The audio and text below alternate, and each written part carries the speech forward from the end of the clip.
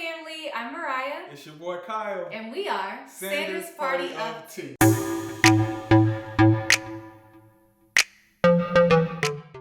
Today we're going to tell you the truth about relationship goals. Right, because you guys are always on our social media calling us relationship goals and couple goals and perfect, but that's not the case. Do y'all know what it takes to maintain a relationship though? A lot of work. So we are going to break it down for you on today and let you know what really goes on behind the closed doors of the couples that you like to call relationship goals. Okay, so look, anybody can be relationship goals, but there is work that goes on behind closed doors that helps you to become relationship goals. You can say that again. The first thing that we believe you need to do in order to be relationship goals is keep God at the center of your relationship. It's important for God to be the foundation of your relationship. This is important because let's say you run out of something, right? Let's say you run out of love, or you run out of joy, or you run out of happiness. You know how like when people are in relationships, they like to think that the other person is the source of their happiness and their joy and everything else, right? Yeah, like the other person's supposed to fulfill them. Exactly. So let's say I run out of happiness and I go to Kyle expecting him to fulfill my happiness, and he ran out too. But what happens when God is the center and the foundation of your relationship, you're both going to the source. So you praying, God, give me some more joy. Lord, help me to be more happy. And you're getting everything that you need from the source. And so you're not relying on that other person, or should I say, draining that other person in order to fulfill your needs. And guess what? The source, God, he does not run out of anything. He never runs out. If you keep your relationship connected with God and keep pouring yourself with the love and word of God, then you can pour that into other people, and you will never go empty because you keep going from the source, which is God. Amen to that. So that's the first thing that you can do. Another thing you don't know about relationship goals is it takes trust. It takes trust to build a relationship. It takes trust to start a relationship. So without trust, your relationship is going to be fragile.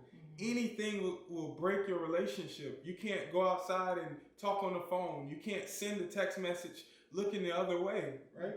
Because essentially without trust, you become insecure in your relationship. And it's so funny because we are on the other side of that now. Y'all.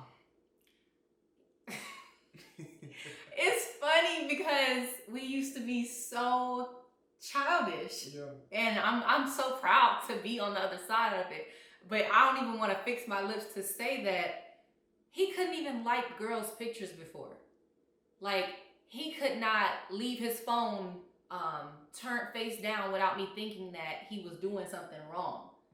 But now, because we have that trust, our relationship isn't as fragile like he was saying. So I don't care where he goes to talk on the phone. Maybe he wants privacy. Maybe he doesn't want to interrupt the TV show that I'm watching. Or maybe his phone is face down because he just put it face down. Like, we have so much trust in our relationship, we don't even care for passcodes. He's in my phone, I'm in his phone, so I never second guess the fact that he wants to be with me. We have trust. Absolutely. And our pastor always says, live your life like it's no secret. And that's for married folks, you know. And if you want to gain trust in any relationship, you should do the same. But we live our life like there's no secret. And that's the way we, stay connected and stay strong in our trust. So another thing it takes in order to be relationship goals is communication. And I know, y'all, that sounds so cliche. Everybody says it. But essentially, communication is consideration. It's literally you considering the other person before all of the decisions that you make, or at least including them in the decisions that you make. So like for Kyle, it looks like him considering me before he buys something to eat from Chick-fil-A, calling and saying, hey, did you eat yet? And it's me considering him before I give money to someone, because I used to do that a lot. It's me letting him know, hey, I'm going to communicate with you and I care about your thoughts and your feelings enough to consider you before I make this decision. It's us considering each other before we make decisions in our career paths and things like that. So communication is really just considering the other person enough to understand what they believe before you make a decision. Yeah. I struggled a lot with communication, especially early on, because, you know, I was so used to being a lone wolf, you know, like most guys are. They kind of struggle with communication. So I would go hang out with my friends and not tell Mariah that I was going to hang out, you know, and call her later on. Like that's cause for distress in an argument. So don't want to do that. Like, you just want to consider the person, like she said. Always consider, keep them in mind, and let them know, well, I need to communicate before I can do that. I need to communicate before I can do that. You know, I need to check in or whatever, you know, and that's your partner. You know, they need to know where you at and what you're doing. That's your partner. So the next thing they don't tell you about relationship goals is being honest about your expectations. How would you get your needs fulfilled within a relationship if you're not honest about your expectations? Like, for example, I expect Mariah to wash the dishes every night. Is she, that's just an example. If I didn't specifically define those expectations, I would be hot, right? So for no reason. And it is so, it's kind of ignorant, because how can you expect someone to fulfill your needs and your desires if you don't explain to them what you need and or desire? Like, I have to be honest with Kyle and let him know, I expect you to open the door when we get out the car. I expect you to pump the gas. I expect you to let me know when you leave the house and what time you're gonna be home. You know, that's just an example, but in order for us to have a successful relationship, we have to clearly define what we expect from the other person. Now, what a lot of people, this is why everybody ain't relationship goals. Because what a lot of people do, they will be quiet about their expectations for fear of losing the person. And then they'll let it build, and then what I call fester. And then they just blow up. He knows from experience. Yep, he knows from experience. It's like people want to be in a relationship so bad, they don't care if the relationship is not a healthy and growing one. So they will literally keep their mouths closed and not speak on what they believe or what they expect, and literally live unhappily in a relationship just to say, I got one. And it's like, if you want to be true relationship goals, you got to be honest about your expectations, because then you find out if that person can meet those needs or not. If they can't, it won't work out. If they can, it might be difficult, but you can become relationship goals and work it out, right? And also, to be relationship goals, you got to have a relationship goal. You got to be building something together, working together on, you know, the next step or the next level. You can't just be doing your own thing. You know, you building yourself up over here, this person building themselves up over there. Y'all got to do it together. Y'all got to build. Y'all got to hustle and grind, but do it together, you know? And that's not to say that you cannot have individual goals. Like, I have my own goals as an individual, and I have a career that I want to pursue, and Kyle has his as well. But we have something that we call a shared vision. YouTube, this platform that we're on right now, is one of our shared visions. And so the shared vision that we have for our family allows us to come under the same vision and then pursue our goals together and be successful as a couple. So I have my individual goals, he has his individual goals, but we can, and you know, it works out best when your shared vision helps you both achieve your individual goals. So we have our shared vision, and it says, okay, we want to create multiple streams of income. We want to build generational wealth. We want to buy a home for our family, et cetera, right?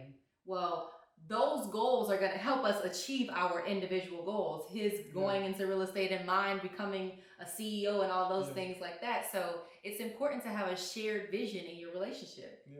Okay, so another thing that you might not have known about relationship goals is that you have to give the other person space to disagree.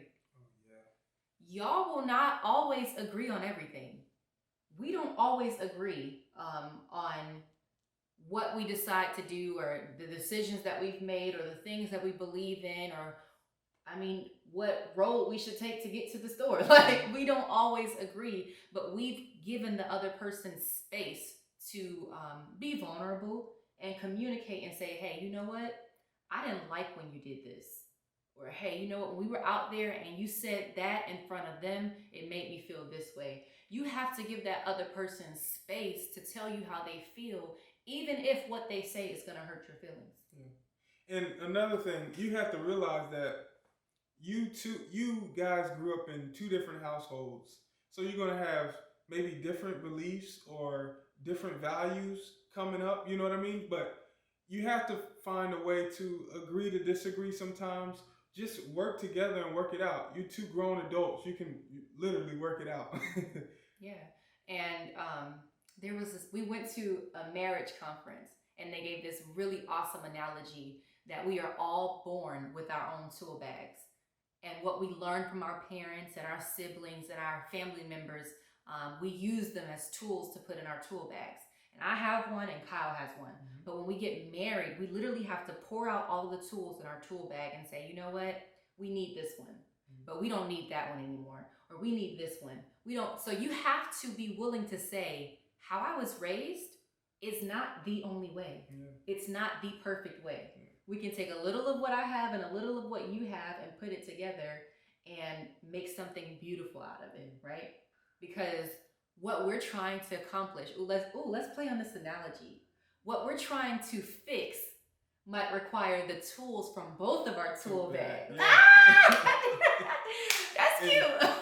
It might require the tools from both of our tool bags, and we over here trying to use our own bags, but we'll build whatever quicker if we just come under the same vision and work on it together. And another thing, just because you've been doing something a certain way your whole life or a long time, don't mean it's the best way. Mm-hmm. You can use some of them tools she got in her tool bag or he got in his tool bag, and it may be a better tool. Mm-hmm. So, yeah. That makes so much sense. Okay, so look, we really hope that you gained something valuable from this video, because we just really want to get out here and be transparent and open and honest and genuine and let you know that we're not perfect. Not at all. And we've made plenty of mistakes before, but we've learned so much on our journey. Yeah, we know a thing or two because we've seen a thing or two. Right. And yes, we're young, and yes, people like to call us perfect based off of a couple of pictures that they've seen on Instagram, but we've been through so much together, and we value our marriage, and we honor and respect each other, and as a result, we've decided that we're going to put in the work and do whatever it takes in order to have a successful marriage and a successful relationship. So whether that means trusting and communicating, or being honest about your expectations, or having a shared vision, we are willing to do whatever it takes in order to truly be relationship goals. Yeah. So if you gain value from this video, go ahead and comment down below what you think about it.